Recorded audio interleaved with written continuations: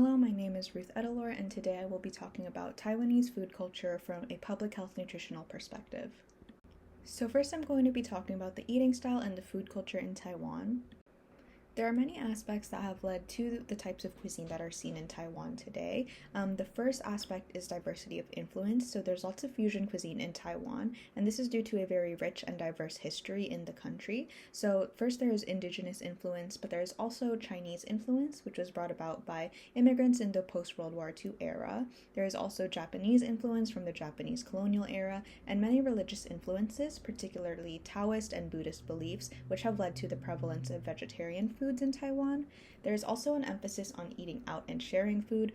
Eating out at fast food restaurants is much more convenient and inexpensive, especially in Taiwan where many of the apartments have small or no kitchens, and in many families both parents work full-time.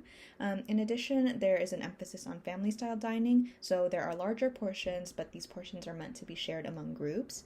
Many of the meals are also rice-based, so the meals are centered around rice with many different side dishes served alongside it.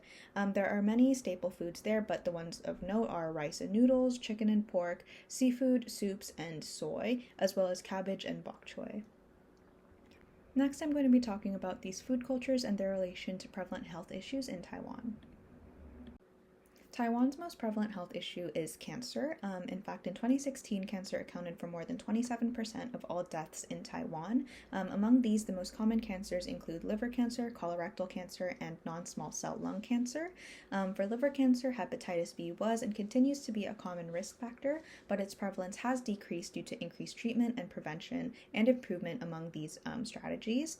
In addition, alcohol consumption and non-alcoholic fatty liver disease, or NAFLD, are big risk factors in liver cancer in addition to diabetes.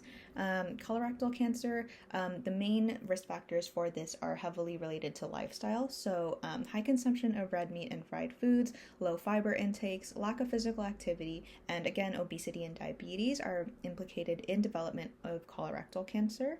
For NSCLC, the main types of risk factors are smoking, tuberculosis history, and cooking practices, so stir frying and deep frying. So as mentioned, cancer does have many connections to diet and nutrition, particularly with obesity and diabetes, which are common comorbidities for cancer. There are many nutritional factors that contribute to obesity and diabetes, and many of these have to do with the staple foods in Taiwan. So first, fast foods tend to be processed and lack nutrients such as fiber, which are very big cancer prevention nutrients, specifically for colorectal cancer. Animal proteins are also common risk factors for cancer, specifically for NAFLD, which is a big contributor to liver cancer. White rice is also a very high glycemic load food that can raise blood sugar, which increases the risk of diabetes, which again is a common comorbidity for cancers. Fried foods are also common in Taiwan, and nutritionally, fried foods can increase the risk of obesity and NAFLD, but environmentally, deep frying and stir frying also increases risk of lung cancer due to the fumes from the cooking oil.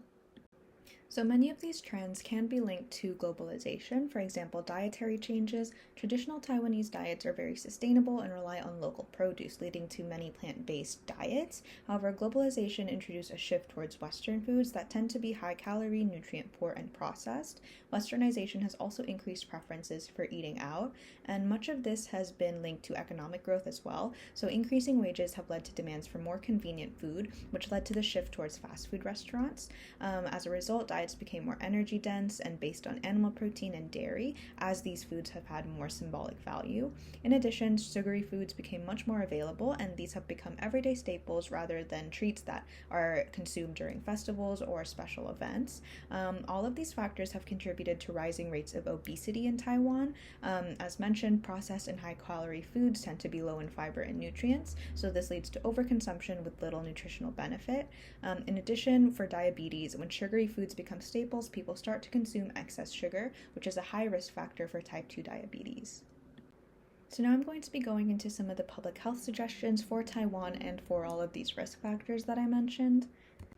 So, the most important recommendation is to emphasize plant based diets, particularly plant based proteins like soy and tofu, since these are already staples in Taiwanese cuisine.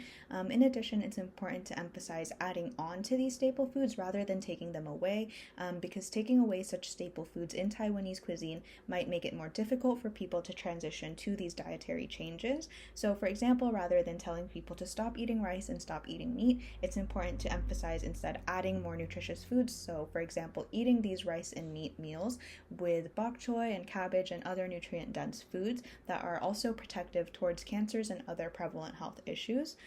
We could also emphasize alternatives to these foods. So, for example, rather than white rice, emphasizing brown rice or purple rice as healthy alternatives.